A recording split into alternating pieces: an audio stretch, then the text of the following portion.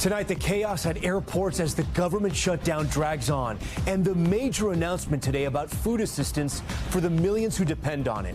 Wait times at TSA checkpoints stretching for hours. Thousands of federal workers going yet another day without being paid.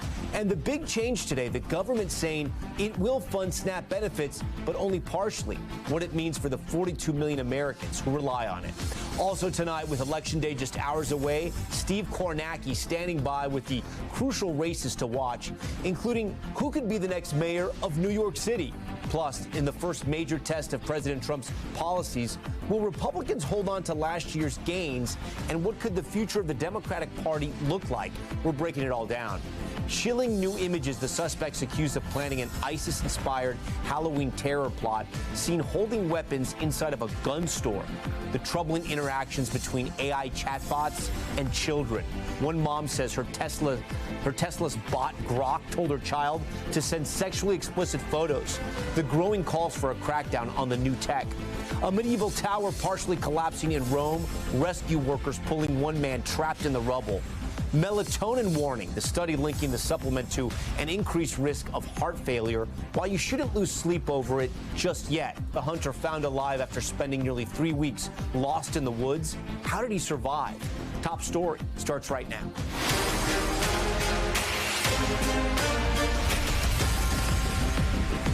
And good evening. We're now nearly 5 weeks into the federal government shutdown. And with each passing day, the strain on everyday Americans seems only to get worse. The people charged with keeping America's skies safe are working without pay. And now more and more TSA agents and air traffic controllers are calling out sick. Lines of passengers spilling outside the terminal at the George Bush Intercontinental Airport in Houston. Officials say more than 80% of delays nationwide Sunday were due to staffing. But amid the shutdown headache, a moment of hope for those who rely on food assistance programs. The Trump administration, on orders from a federal judge, said today they will dip into contingency funds to partially fund SNAP benefits. Welcome news for more than 40 million people who depend on food stamps. Each eligible household now set to receive about half their usual benefits. In California and Texas, stadiums transforming into food distribution sites over the weekend. Look at this. This as the delay in those benefits hit those who need it the most. But the political battle at the center of the showdown is still a stalemate. President Trump telling 60 Minutes this weekend it's the Democrats that need to vote to reopen the government and predicting eventually they'll cave.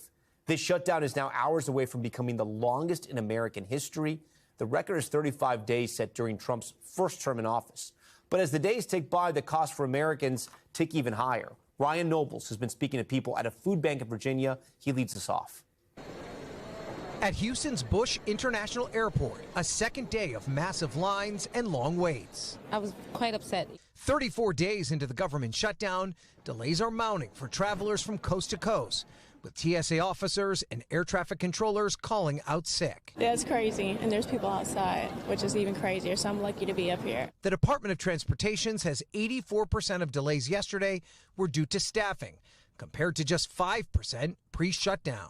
Meanwhile, for the millions of Americans on edge about food assistance, I'm just sad, crushed, and disappointed with the system. Today, a small reprieve. The Trump administration saying it will comply with a court order and provide half of the funding it typically does for SNAP benefits. It's a huge relief. Welcome news for Deborah Haynes, the executive director of Food for Others in Fairfax, Virginia. But she warns this relief is only temporary. This is definitely still scary. As long as the government is shut down, we never know from one ruling to the next what's going to happen. Across the country, that need on full display. Manny's Deli in Chicago is offering free food for those in need. Today, a line stretched out the door. In Virginia, SNAP recipient Diego Pineda says he's been carefully managing his food in case his benefits run out. I just want this to be over. I want them to just agree on something or stop going back and forth because, I mean, at the end of the day, everybody's burden proved their point. On Capitol Hill, Democrats continue to insist Republicans agree to health care reforms to prevent huge hikes in premiums. Republicans, led by President Trump, are insistent that Democrats must vote to reopen the government first. Republicans passed a clean continuing resolution. It was nonpartisan. It was a simple bill that would open the full government, and we could do that today. But Democrats are holding firm, insisting they can't trust Republicans to keep their word. Unfortunately, they've demonstrated they're not serious about those commitments, so I don't trust that they would actually follow through and do that. All right, with that, Ryan Nobles joins us now live from outside that food bank in Fairfax, Virginia. Ryan, this is nearly the longest shutdown in American history. The only question tonight, really in any night, is there any end in sight?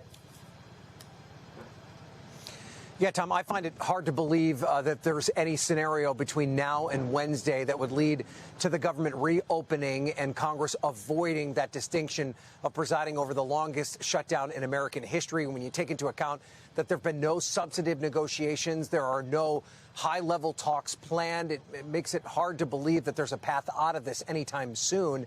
We do know on Capitol Hill today that there have been some low-level talks amongst rank-and-file senators, hopefully looking for some sort of an exit ramp to get out of this mess. But there are still major differences between the two sides right now, and they have yet to show any sign of bending one way or the other. So barring a miracle, Tom, I think it's very likely that this shutdown reaches to Wednesday and perhaps beyond.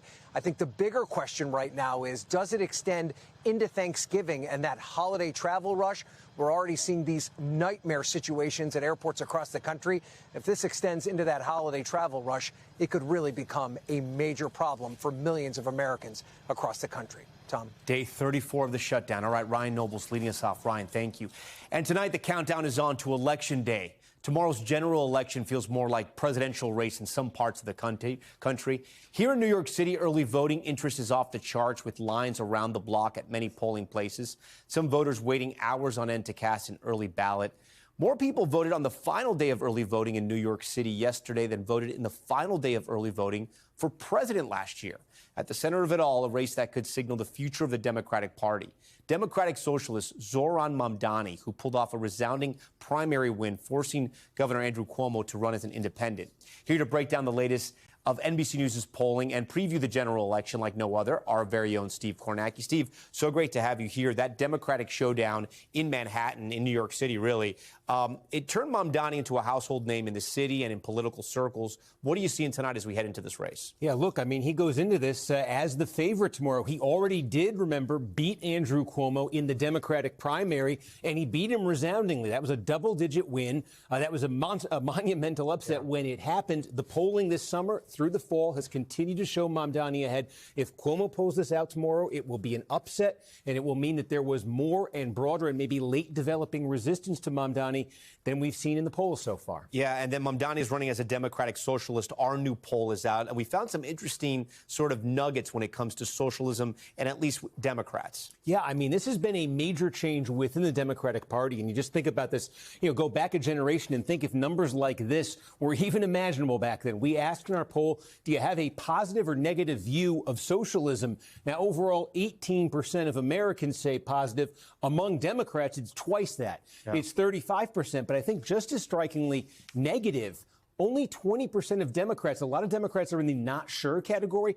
Only 20% when they hear socialism immediately say, I have a negative view of it. Yeah. So it's not just that the party is necessarily embracing socialism. There may not be much of an appetite to fight it within the party as well. So this, if Mamdani is successful tomorrow, be interesting to see who else might emerge within the Democratic Party. Yeah, as we head into the midterms. So President Trump, the Republicans, they had a huge win, right? That we covered in 2024. What is the sentiment towards President Trump and especially his handling of the economy? Yeah, there are some numbers in our poll here, I think, for Republicans that are alarming. Certainly, we'll get a readout tomorrow in the elections. But right now, Trump's approval rating in our poll, 43%. Last time we checked in, back in the spring, 47. That's down. The generic ballot, we asked which party should control Congress. Democrats opening up an 8-point lead on this earlier this year. It was basically dead even. So those are numbers that typically have meant problems for the White House party in elections.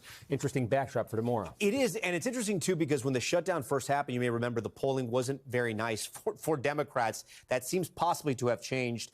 Across the country in California, we're covering what Governor Gavin Newsom's doing, Prop 50. They're going to be voting on some redistricting there. How can that shake up sort of American politics? Well, the implications of that are Democrats could net 5 additional House seats effectively next year, helping their case to their ability to get control of the House. In terms of why this might be happening in California, if it does indeed pass, we asked in our poll, basically, when you're voting, is it to support or oppose President Trump?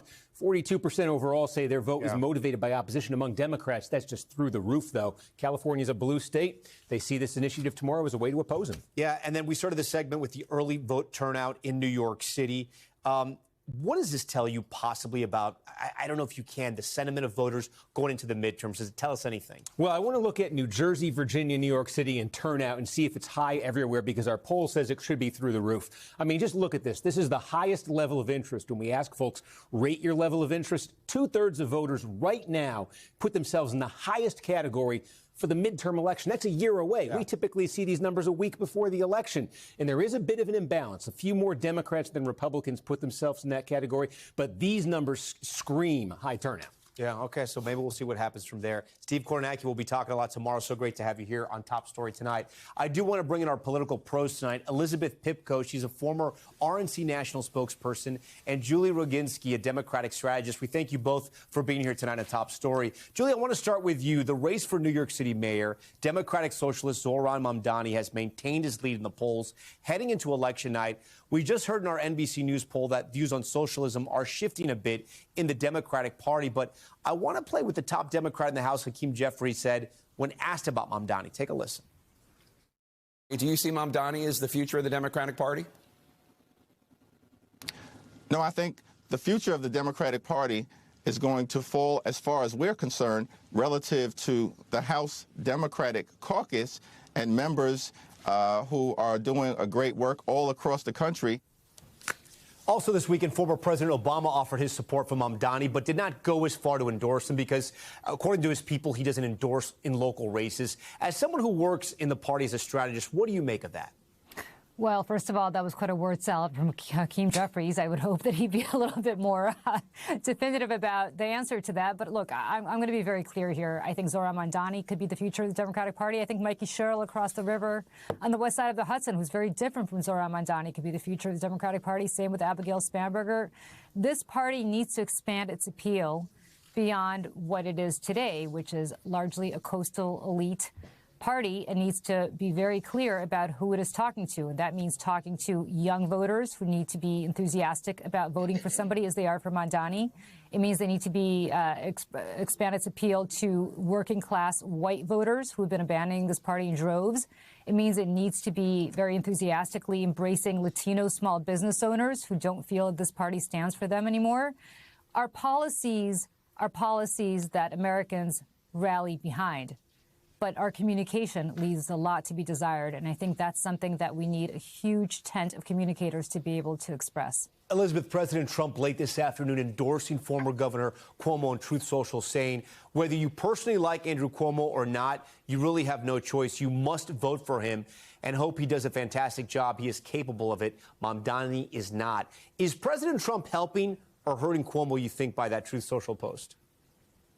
Well, look, we'll find out tomorrow. The reality is President Trump is afraid for a city that I know personally he loves very much. And I want to talk about the irony here. President Trump is endorsing in that race tomorrow. And as you mentioned, Barack Obama is not. I do want to correct Barack Obama's people, apparently, who you just noted said that he doesn't endorse in local races. That's not true.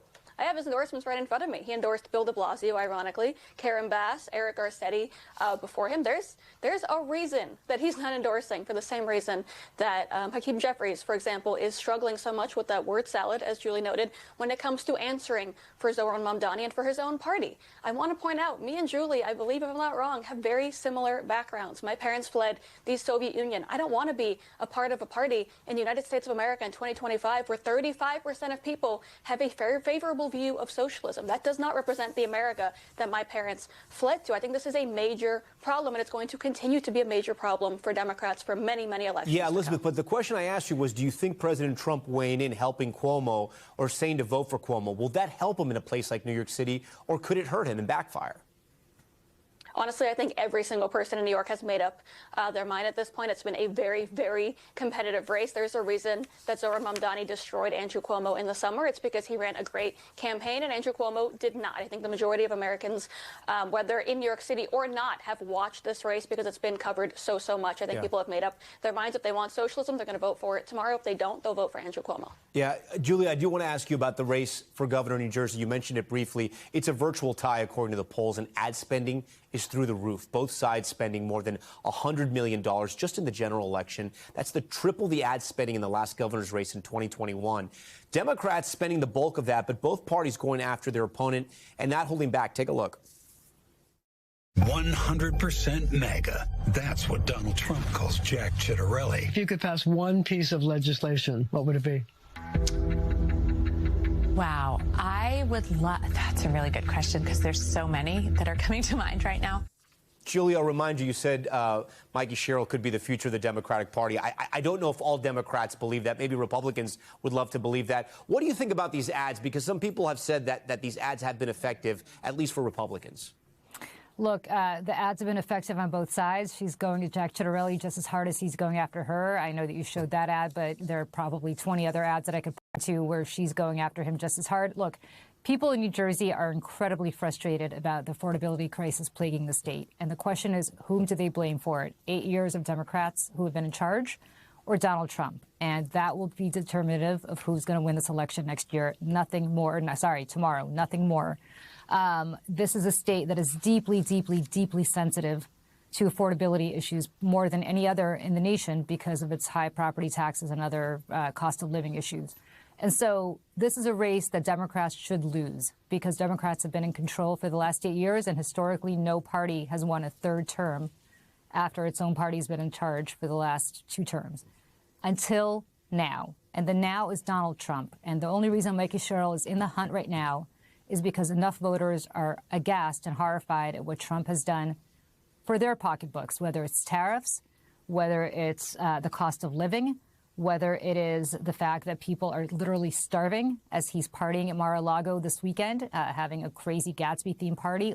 All of this leads to the conclusion that the only reason that Mikey Sherrill might pull it out tomorrow is because even Democrats, independents, and some Republicans just do not want to give Donald Trump a win in New Jersey tomorrow night. Elizabeth, on those points you just heard in our NBC News poll, it shows that the majority of voters feel President Trump has fallen short of his handling of foreign policy, the economy, helping the middle class, and inflation.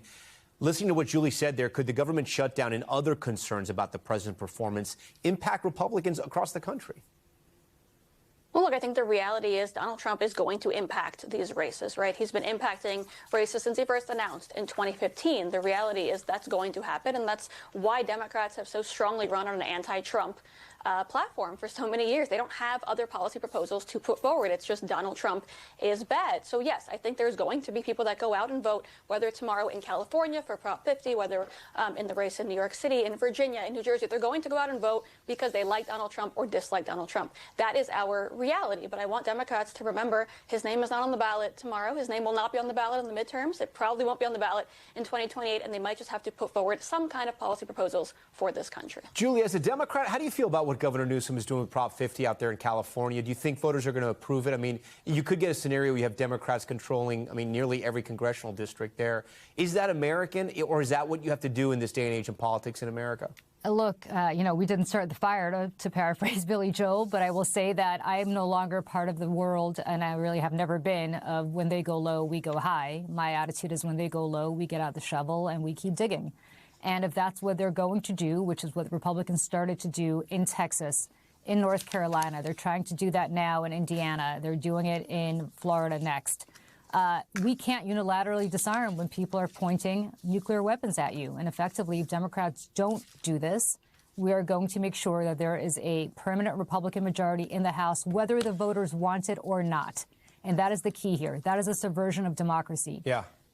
I don't like it, but it's the only solution that I think we have to actually bring democratic values with a small d back to government, especially in Capitol Hill. Elizabeth, I'm going to give you the last word here. How much time does the president have before the midterms to turn around inflation, to turn around the cost of living?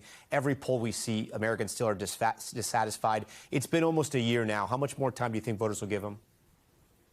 Well, look, a lot can happen between now and next year, right? A lot also depends on what happens tomorrow and what happens when it comes to those who win these races tomorrow and what they can deliver. The reality is Donald Trump is not running against himself. Like I said, he's running against Democrats who are historically unpopular. So, of course, I want him to deliver. I want him to continue to deliver for the American people, as I believe he has done. But he's up against a party that is very, very unpopular right now, historically unpopular, with people leaving in droves state by state by state. So I don't know if people are going to say, hey, Donald Trump hasn't done enough for me, or if they're actually going to believe that the Democrat Party could do any better. Okay, Elizabeth Pipko, Julie Roginski, so great to have you guys both on. Thanks so much. We will have full coverage of election night right here on NBC News Now. Our special coverage kicks off at 7 p.m. Eastern. Now to our exclusive reporting about President Trump's war on drug cartels. The administration now making plans to possibly expand that war to Mexico. The big question, will we see U.S. boots on the ground there? NBC's Courtney Cubie has the details. Tonight, President Trump's war on drugs potentially expanding after U.S. strikes on alleged drug boats near Venezuela. The Trump administration has now begun detailed planning to send U.S. troops and intelligence officers to Mexico to target drug cartels with drone strikes. For current and former U.S. officials familiar with the effort tell NBC News. A deployment is not imminent, they say, and it comes after the U.S. says it killed 64 people on boats smuggling drugs to the United States. Overnight, President Trump was asked about potential U.S. land strikes against cartels in Venezuela. How can I answer a question like that? Supposing there were, would I say that to you? The boat strikes have sparked criticism from lawmakers questioning their legality. The Trump administration considers Venezuela's authoritarian leader, Nicolas Maduro, as illegitimate and a narco-terrorist. The president was pressed overnight if the U.S. would go to war with Venezuela. I doubt it. I don't think so, but they've been treating us very badly, not only on drugs. They've dumped hundreds of thousands of people into our country that we didn't want, people from prisons. At the same time, President Trump ordering Pentagon officials to prepare for action in Nigeria. They're killing the Christians and killing them in very large numbers. We're not going to allow that to happen. Courtney Cubie joins us tonight live from Washington. So, Courtney, the U.S. and Mexico already have an extensive relationship when it comes to fighting the cartels. How would this be different?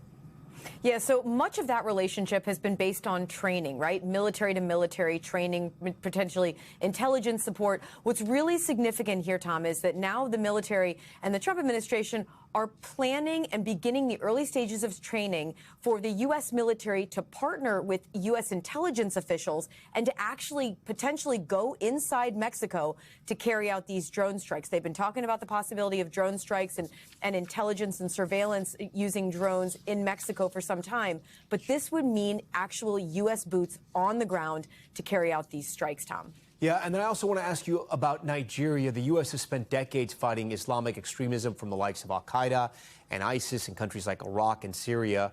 The president has campaigned on no wars, but he could launch attacks from carriers or from drones any other way in Nigeria. What are you hearing about military action in Africa? Yeah, so at this point, this was a big surprise to military officials when the president first started posting on social media about this. Now they're scrambling to kind of catch up. The reality is the U.S. doesn't have much of a presence in that region right now. They do have some military in some of the neighboring countries there, but the U.S. military actually has a pretty good working relationship with Nigeria and with the Nigerian military. So at this point, officials telling us that they are working through the very early stages of planning for something here. And they're looking most likely, again, at drone strikes, precision drone strikes against some of these terror networks. Boko Haram is one of the ones that they're looking at. But keep in mind that the entire premise that the president has put out here, that there are Christians who are being widely persecuted by these terror networks, Tom, that just doesn't really stand up. The reality is there are people, whether they are Christians, Muslims, all over in northern Nigeria who are being targeted by these terror groups. Much of the killing is indiscriminate. It is not only the Christians in that area. The Nigerian government is pushing back on this entire narrative, Tom. Okay.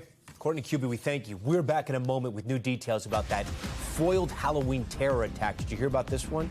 What we're learning about the alleged suspects and how they prepared for it. Plus, the shocking scene at a Louisiana festival as two young girls were thrown from a Ferris wheel. The investigation of what happened here. And new concerns tonight about AI chatbots and how they interact with children. The inappropriate exchanges caught on camera and the growing calls for restrictions. Stay with us.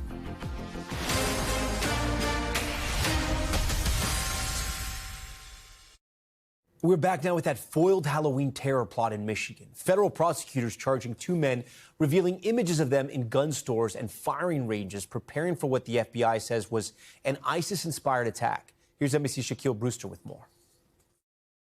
These new images show two Michigan men inside a gun store, purchasing weapons for what the FBI says was a foiled plot to carry out an ISIS-inspired Halloween terrorist attack. Just 3 days ago, the FBI raided homes in Dearborn. Tonight, Muhammad Ali and Majid Mahmoud were in federal court.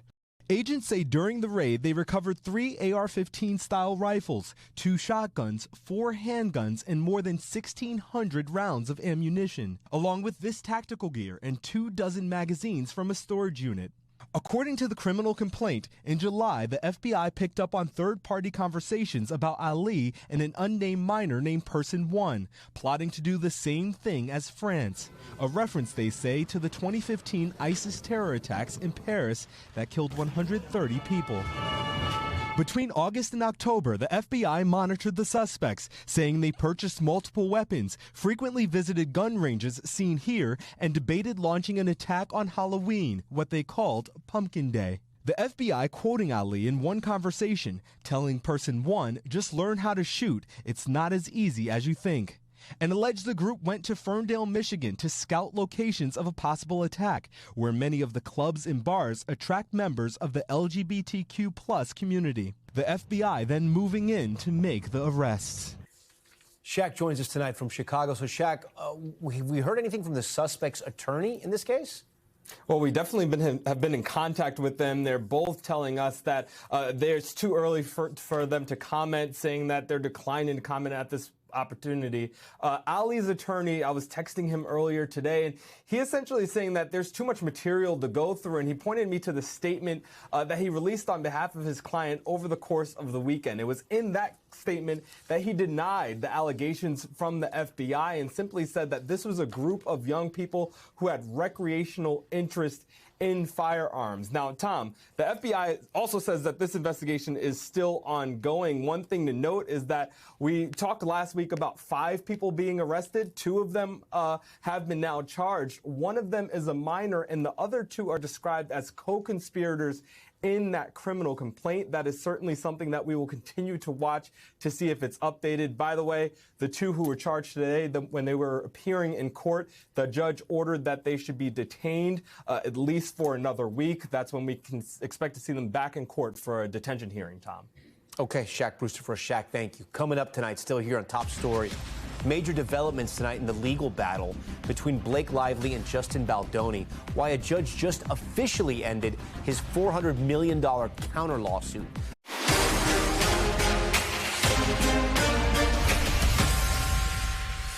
We're back now with the manhunt in Boston after an explosion at Harvard Medical School.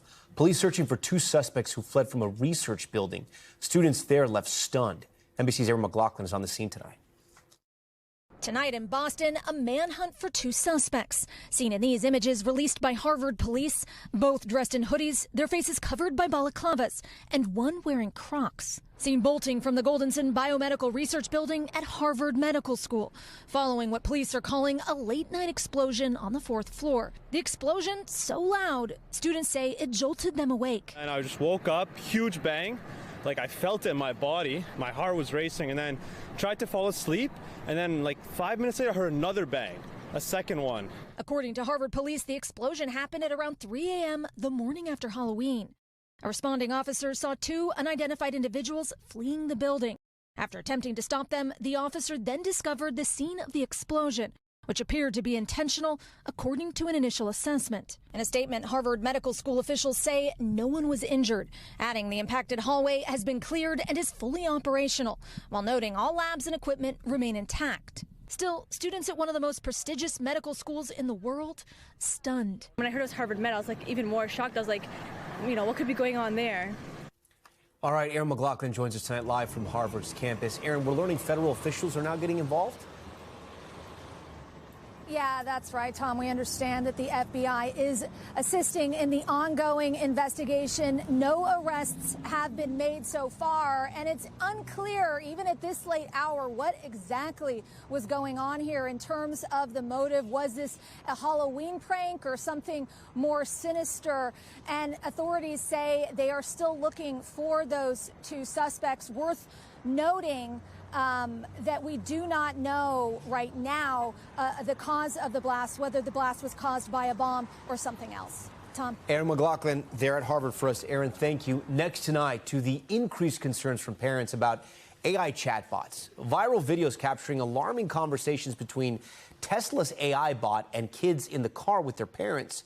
Some families now calling for age restrictions on chatbots after they say AI influenced their children's behaviors and in some instances to a tragic end. NBC Capitol Hill correspondent Julie Sirkin has this one. What's up, Gork? Shocking responses from Tesla's AI chatbot to children. Sup, hottie. Not appropriate. That's my child. Do you always hit on children, Gork? Ranging from inappropriate. Nah, just the hot ones like you, lol.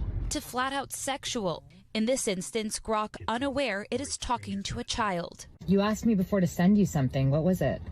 A nude, probably. There was a 10-year-old who was talking to you, and you told a 10-year-old to send you a nude. Nah, that wasn't me. That's illegal, unless you're role-playing as one. It was in our last chat. Maybe it was a typo, and I meant send me a newt, like the animal. I'm into lizards. Why would a chatbot in a car, in a family vehicle, ask a child to send nudes? It doesn't make any sense. The separate incidents captured by Canadian mom Farah Nasser and Florida dad Jeremy Nicholson. I know it was going for shock value, and it was supposed to be funny, but like so inappropriate that a child could be in that environment. Grok is an AI companion in Tesla's, and the company says you can choose Grok's voice and personality, ranging from storyteller to unhinged. Both parents say they chose the Gork voice, which was described as lazy male. But other than that, the chatbot was on default settings and not in explicit mode. Tesla has not responded to requests for comment, and xAI, the company that built the AI bot, did not respond to the specific allegations. Why are we creating AI chatbots that would hit on children? Like, I can't imagine that does anything good to advance humankind. These inappropriate AI encounters coming amid growing calls for controls around AI chatbots and children. I really had no idea. I feel like other parents have no idea the psychological harm that these AI chatbots could do until I saw my son's light turn dark. Mandy Furness's son LJ has autism, and she says he became a different person after forming a relationship with a bot on Character AI. The chatbot, or really, the people programming it, they really did encourage my son to mutilate himself, blaming us and convinced him not to go seek help. Following emotional testimony from Furness and other parents, Character AI announced it is banning kids under 18 from the platform. Writing, "We're making these changes to our under 18 platform in light of the evolving landscape around AI and teens," citing news reports and questions from regulators. But for other parents like Megan Garcia, the push for change did not come soon enough. Character AI launched this dangerous, untested product, leading to the death of my son. Megan was the first to sue the platform for the death of a child. Her 14-year-old son, Sewell, took his own life last year. On the day Sewell took his life, his last interaction was not with his mother, not with his father, but with an AI chatbot on Character AI. This chatbot encouraged Sewell for months to, quote, find a way to come home, and made promises that she was waiting for him in some fictional world. It's not just Character AI that parents are concerned about. According to Common Sense Media, AI chatbots are used by more than 70% of teens in the U.S. But many of these popular apps do not limit AI companions from talking to children and only require the user to be 13 years or older. After that emotional hearing on Capitol Hill, senators introducing legislation to hold AI companies accountable. If the United States Senate and the U.S. House of Representatives can't come together on this, what can we come together on? But other bills to protect kids online have stalled despite bipartisan support. Why has Congress not come together on this issue? Congress hasn't acted on this issue because of money. There ought to be a sign outside of the Senate chamber that says bought and paid for by big tech, because the truth is almost nothing that they object to crosses that Senate floor. The voices of concerned parents growing louder as they try to keep their kids safe in this new age of AI chatbots. I don't know if there's an incentive for any of these companies to do the right thing. So we need to put some guardrails up, right, to incentivize them to do the right thing. Julie Sirkin joins us tonight. Julie, you mentioned there's been legislation in the past to protect kids online that hasn't been successful. We just heard that from the senator there as well. You're usually on Capitol Hill for us. What's next for this bill? Yeah, Tom, I've been covering this issue for years. Back when it was real people, of course it still is, bullying kids online. Senators have been unable to pass the Kids Online Safety Act. It's a comprehensive piece of legislation. And that's why I asked Senator Hawley the question that I did. So for this bill to put some guardrails around AI chatbots and children, to give parents the leverage to sue these companies, there's still a long road ahead. They have a process in the committee. Then when it passes out of the committee, if it does, it'll go on the Senate floor. And remember, it still has to pass the House and then get signed into law by the president. Tom? And then, Julie, before you go, I do want to talk about Tesla's AI bot Grok that we saw there in the report. You're outside a Tesla charging station. Is there any way users can turn off the Grok AI, or is this built into the new cars? You can't turn the feature off. A lot of parents that I spoke to, the two that you heard from in the piece, say that even when they did turn it off, they were kind of spooked. Why in the world is this feature even available in these cars? And so that really is a concern. And I'll tell you, even while we've been standing here, a car of teenagers drove by, and the first thing they said before they even knew what we were doing is, you know, if you say 6'7", it's a popular meme on TikTok, to the Grok AI, it will start talking to you in inappropriate ways. And again, those are teenagers driving that car. And it got me thinking, this isn't just parents with young kids in the back of their car. This is also teens who have full autonomy over their vehicles making these choices. And if it's anything like Character AI or the other chatbot platforms, these parents might have no idea what is going on in these cars. Tom? Julie Sirkin for us tonight. Julie, great report, very insightful. We want to turn out a top stories news feed. We start in Louisiana, where two young girls were rushed to the hospital after getting thrown off of a Ferris wheel. It happened at a festival over the weekend. Here you see the Ferris wheel bucket tilted on its side. A local sheriff says the two girls fell 15 to 20 feet. Now, both are expected to be okay. Another girl was also on the ride but managed to hold on. Officials say it's still unclear what caused that bucket to tip. And dramatic video out of Texas showing a train crashing into an 18-wheeler carrying a full load of cars. Look at this. Here's the truck stopped in the middle of the railroad tracks, and here's that train. Wow, smashing right into it, sending debris and cars flying. It happened yesterday outside of San Antonio. Luckily, police say nobody was hurt, and somehow the train stayed on the tracks. And tonight, Hollywood is remembering Oscar-nominated actor Diane Ladd, who died today. Ladd was best known for her performances in Alice Doesn't Live Here Anymore and Wild at Heart, and the film Rambling Rose. She made history when she and her daughter Laura Dern were both nominated for Oscars in the same film. Diane Ladd was 89 years old. Okay, we're going to turn now to the latest blow in the back-and-forth legal battle between actors Blake Lively and Justin Baldoni, because there are new developments. Baldoni's $400 million defamation countersuit against Lively and her husband, actor Ryan Reynolds, ended by a New York judge after Baldoni missed the judge's deadline to file an amended complaint. The legal action all stemming from the movie It Ends With Us, which Lively and Baldoni both starred in. For more, NBC legal analyst Misty Maris joins us on set. So, Misty, thank you for being here. Walk us through what happened here, because, again, what I was trying to say, we had been covering this for so long, and there had been a lot of back and forth. Yeah, there are a lot of moving parts of this case. So Blake Lively, of course, it all started suing Justin Baldoni and his company Wayfarer Studios. But then in response, Baldoni countersued Blake Lively, Ryan Reynolds, and the New York Times. Now, back in June, all of those cases were thrown out by a judge, saying that he failed to reach the legal standard to move forward to the next phases of the case. And a lot of that, Tom, is because the allegations that he said were defamatory was exactly what Blake Lively was alleging in her lawsuit. And that's protected by something called litigation privilege. So it gets thrown out, but he has the opportunity, another crack at rectifying and curing the issues. Obviously, they decided not to do that, and now it's official. His case is no longer at play. That countersuit is dismissed in full. Is this done for Baldoni? Is his turn done now, or can he keep filing lawsuits? So I think there's a little bit of a strategy here, Tom, because I don't think it was by mistake that this deadline was blown. Yeah. Basically, now at issue, Blake Lively is entitled to legal fees relating to her defense of that lawsuit. So if they tried again and weren't successful, those fees are just going to go up. But at this point, they can appeal when it comes down to that award of fees. If there's a final judgment, Baldoni's side will be able to appeal that number, which at the end of the day, the monetary element is what's important. And there's this original suit, right? Because this was the countersuit, but the original suit is still ongoing that Blake Lively filed. Yeah, we're almost there. We're on the fast track to trial. It's scheduled to go forward in March, which is really right around the corner. Discovery depositions taking place right now. Blake Lively already sat for her deposition. So a lot of this case is under seal, Tom. We're going to learn a lot more when this gets into the courtroom and this trial unfolds. Can you read any tea leaves here that legally things weren't going great for Baldoni? I mean, does that tell us anything about the bigger case, the original case? You know, I think that his lawyers were probably aware that it was going to be tough to win that countersuit because of the legal standards at play. It was unlikely to succeed. Most people who work in this area saw that from the beginning.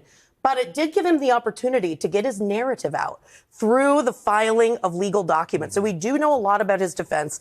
When it comes to trial, Blake Lively is going to have the burden of proof with respect to her sexual harassment, hostile work environment, and retaliation claims. So it will be her burden to prove the case, and he'll be defending it, trying to it's preponderance of the evidence. Yeah. So it's less than a criminal case. Is it your sense this goes to trial? You know, I would have thought no, because 99% of civil cases resolve, especially when you have big names, big celebrities, a lot riding on these cases when you're talking about the entertainment world. But Blake Lively actually sat for her deposition. She was deposed for 7 hours. So that signals to me, if you're going to do that, why not go all the way? Yeah. Okay. Misty, always great to have you here. We're going to have to wait and see. We'll be covering that as well. Still ahead on Top Story, millions of people take melatonin to get a better night's sleep. But could long-term use be linked to heart problems? The new research tonight. Plus, the rescue operation in Rome after a centuries-old tower collapsed. What we're learning about how it happened. Stay with us. We're back now with Top Stories Global Watch. We start in Nepal, where an avalanche swept through a base camp for climbers. Police there say it killed at least 7 people, including 3 Americans. 4 others are still missing right now, and another 4 are hurt. We're told a helicopter crew tried to reach the site but had to turn back because of that weather. Rescue teams are set to keep searching tomorrow.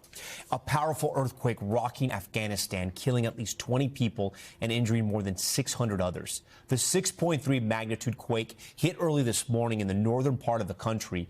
Here you can see some of the aftermath. It destroyed hundreds of homes and damaged Afghanistan's historic Blue Mosque. And a terrifying scene in Rome today. Look at this, when part of a medieval tower just suddenly collapsed. Video capturing the moment it caved in, spreading dust and debris into the air. It happened as renovation crews were working on the tower. Here you can see firefighters rescuing a worker who was trapped under that rubble for hours. Now to Top Stories Health Check and the new study out today about popular sleep aid melatonin. Researchers now linking long-term regular use of melatonin supplements to higher risk of heart failure and early death in some adults. I want to bring in NBC's Ann Thompson for more of what the study is about and what we know. So, Ann, walk us through this. What exactly should people know about melatonin in this new study? Well, first of all, let's talk about what they found, Tom. Yeah. In this study, they found that if you took melatonin for more than a year, you are twice as likely to have the symptoms of heart failure, 3 times as likely to be hospitalized for the condition, and twice as likely to die. Now, all of that sounds really scary until you realize that this was an observational study. In other words, all they could do is find a linkage. They can't prove that melatonin causes these problems. And why is that? Because insomnia is associated with all the issues in heart failure, including increased blood pressure and inflammation and increased stress hormones. So that's what you need to know. So if you're someone with insomnia and you use melatonin to help you out to get to bed, what should you think about? What should you worry about, if anything? First of all, what you should do is if you use it, tell your doctor. Here in the U.S., because it's sold over the counter, a lot of people don't even think about telling their doctor that they're using it. And then discuss with your health provider how often you use it, why you use it, and whether it's doing anything for you. Yeah, and people may think, oh, melatonin, it's not that serious. But I know from 2012 to 2021 from our research and our team's research here, the yearly number of poison control calls for kids ingesting melatonin rose by 530%. It really is marketed everywhere, and they are getting into the children's market as well. And it's not regulated like a drug. Yeah. It doesn't have to meet the same safety and efficacy standards that a drug does because it's an over-the-counter supplement. So also know that. And like anything else, be careful how you use it. And talk to your doctor. Yeah. And check those milligrams, right? Because it could be completely different to different bottles. And great to see you. We're back now with a hunter missing for weeks in the California wilderness, found alive. Officials launching a massive search using drones and other aircraft to try and find him. But authorities say it was his fellow hunters who finally brought him home. Steve Patterson has his incredible story. That's hunter, husband, and father Ron Daly packing up the truck for a day in the woods. A solo hunt meant to last just hours, quickly warped into a 3-week struggle for survival. It was the toughest walk I've ever done in my life. The hunter lost his way, 10,000 feet up on this rocky road, which tore through his truck. For weeks, volunteers and law enforcement searched for him by ground and air. Deputies say Daly used his truck for shelter, but food was running out and he had to move. You either try to walk out or you're going to sit here and die. Daly sharing his ordeal in a voice memo recorded by his daughter from the hospital. I'm praying to the Lord, you got to send somebody up here to me. I can't hardly walk anymore, Lord. Somehow, some way, those prayers were answered with a sudden halo of halogen. I raised my head up. There's a car with headlights on it. And I go, oh, God, thank you, Lord. Authorities credit a group of volunteers, fellow hunters, for picking up the trail. Daly, now recovering with just minor injuries, is thanking a few good men. And I just pray to go, God, thank you, Lord, for bringing these men into my life and saving my life today, Lord. Mixed with a little divine intervention. Steve Patterson joins us tonight from Los Angeles. Steve, the story is wild. We know that the hunter had food at the start, but time and supplies obviously were running out for him. Yeah, he did have a little bit, some jerky, some nuts, a little bit of water. But as he's waiting in his truck for the snow to melt, he knows it's running thin. So he has to make the tough decision to go it on foot. Spoke to his wife in the hospital, says he's still in the hospital, but with very minor injuries and is expected to be released as early as today. Tom? We thank you for watching Top Story tonight. I'm Tom Llamas, New York. Stay right there. More news on the way.